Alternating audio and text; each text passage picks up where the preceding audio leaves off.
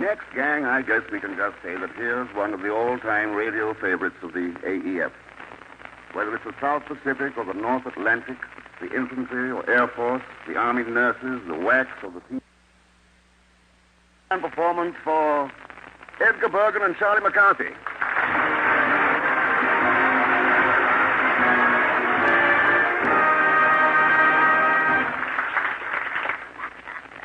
Mr. Bergan? Yes? Mr. Bergan? Yes, Charlie? What have you got under your arm? That's a book, Charlie. A book. Yes. It's a fat one, isn't it? Yes, it is. Is it the book of the month? No, it isn't. No, I've had this book ever since I was 8 years old. You think so? Yes. Certainly read slow, don't you? No. What's it about, Bergan? Well, it's the story of Oliver Twist. Of course, you know Oliver Twist, don't you? Know him? Yes. I'm the guy that straightened him out. Now, wait a minute. No, Charlie, no. This is Oliver Twist, and it's by Charles Dickens. Oh, you said Oliver Twist. Yes, I know. Dickens wrote Oliver Twist. Oh, did Twist by Dickens? No. Twist is by Dickens. Oh, Twist is by Dickens. Yes. By Dickens. Yes. By golly, that's good, isn't it? Charlie, would you like to hear the story? The story? Yes. Would you tell it? Yes. Would you like to hear it? No, I didn't. Nevertheless, I shall tell it anyway. I knew we'd get it. Yes. You know, Oliver Twist is required reading. Yes, but it's not required listening. Oh.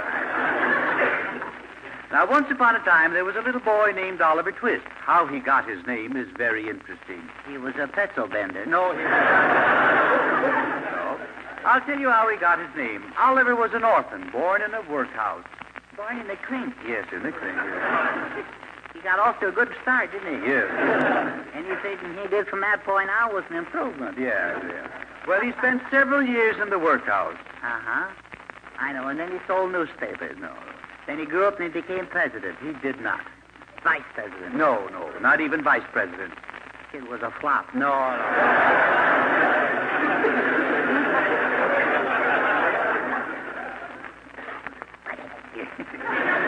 Would you mind letting me tell the story? Go ahead. I'm so sorry. Yes. Really, I'm sorry. That's all right. Now, Oliver was given that name by the beadle of the town, Mr. Bumble. Oh, Bumble Beetle, the bagel bender. Now, Charlie, are you going to let me tell the story? Oh, go ahead, all right. Somebody has to get laughs. I am not interested in laughs. Thinking of retiring? No, I'm not.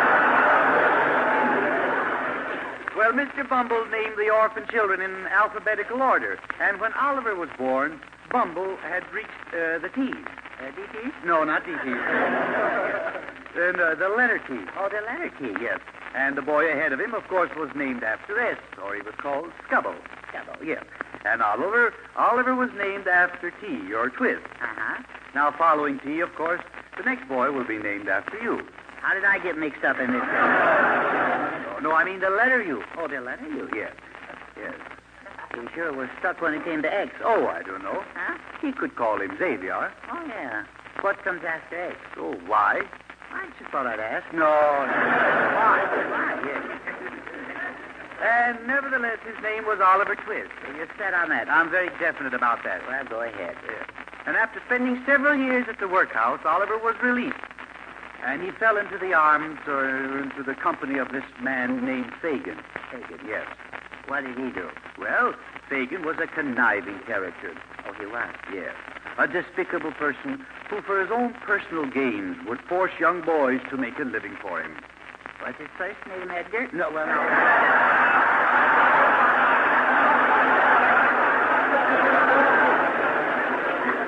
That burns him up. All right. One night, Fagin sent two of his men out to rob Mrs. Maley's house. Yeah. And they took Oliver with them because they needed a little boy too small to crawl through a window. A what? I mean, a little boy small enough. You've got Oliver twisted. Yes, they needed a boy small enough to crawl through a window. Well, I'm glad you figured it out. Yes. Suppose you sit on my knee. No.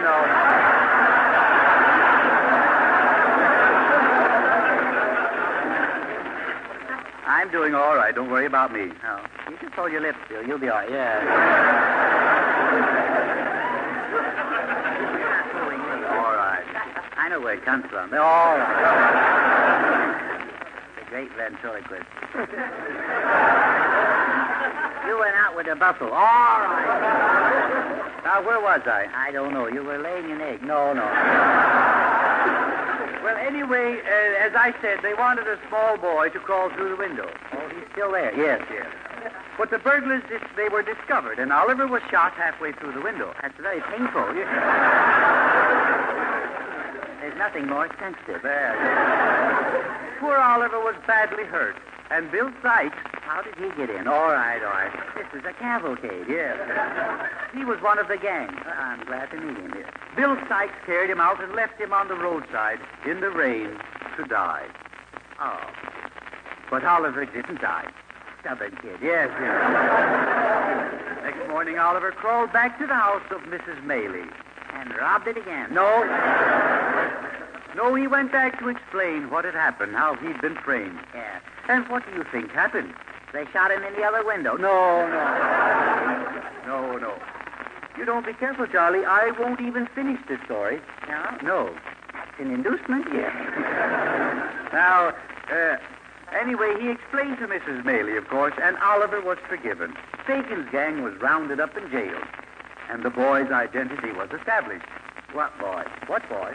Yeah. What boy? No, I asked you first. All right. Why, the boy I've been telling... The boy I've been telling you about, of course. What's his name? Oliver. Oliver? Yes. Oliver who? Oliver Twist. Never heard of him. Oh. Well, he's in the book. I don't know the guy. Well, I wouldn't brag about that. I'm ashamed of you, Charlie. You're probably the only one in this whole room who never heard of Oliver Twist. Yeah? Oh, I don't know. Well, you are. You don't have to insinuate that I'm dumb, Bergan. Well, you are. I'll show it.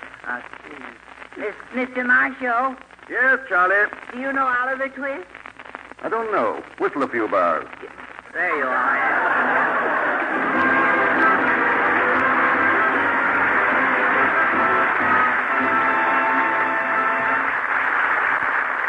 Thank you, Edgar, Bergan, and Charlie McCarthy.